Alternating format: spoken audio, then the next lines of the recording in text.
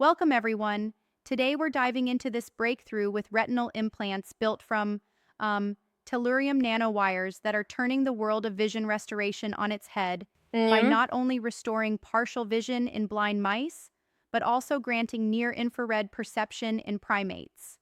So you're saying that these implants are engineered to convert both visible and near-infrared light into electrical signals for the brain? That's pretty wild, right?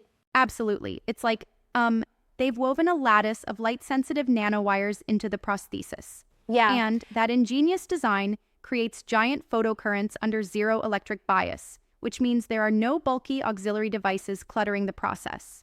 wow, that's a major upgrade from the older methods that had problems like electrical interference and short-term efficacy issues, right? Exactly. In blind mice, the implant restored crucial pupil reflexes and even the neuron firing in the visual cortex. Yep. The mice perform better in pattern recognition tasks, almost matching the abilities of normal mice, which is, pretty impressive.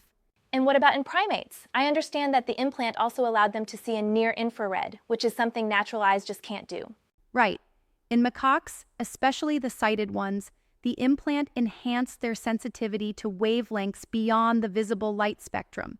It's Yeah. like giving them an extra layer of vision, almost an augmented reality built directly into their eyes.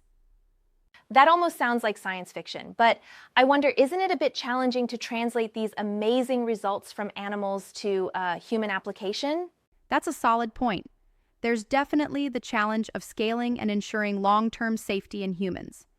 However, the Hmm. research promises a strong safety profile, as the implant showed no adverse effects in blind macaques, indicating a great potential for human trials in the near future.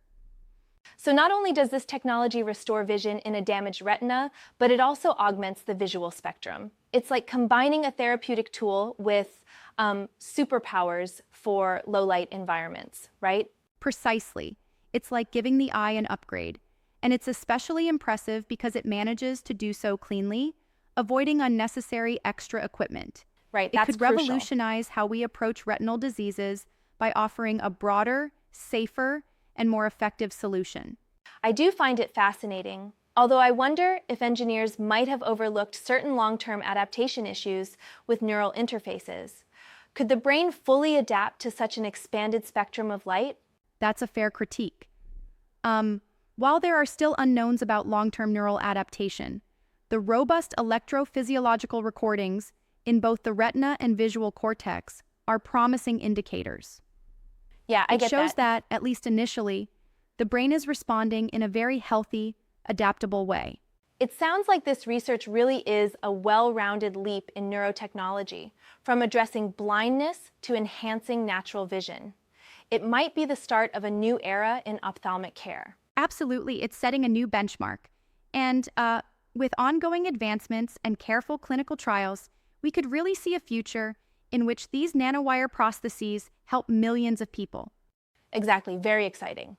Thanks for breaking this down so clearly. It's amazing to see how cutting-edge nanotechnology is rewriting what's possible for vision restoration and augmentation. My pleasure. It's always thrilling to discuss how science is pushing the boundaries of our sensory experiences.